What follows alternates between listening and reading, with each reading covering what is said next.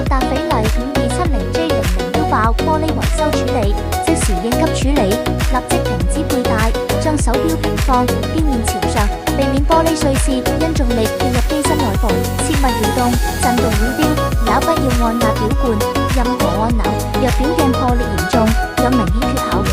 用透明防水膠帶輕輕纏繞錶鏡邊，防止佩戴運輸過程中碎屑脫落，同時避免潮氣、灰塵進入機芯。專業維修核心步驟：拆解準備，先對手錶做整體檢測，確認玻璃破裂程度，是否有碎屑掉入機芯，是否進水、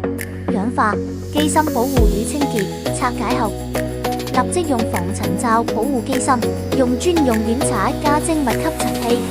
清理錶殼內側、錶盤錶面嘅細小碎屑。之後需拆解機芯做深度清潔，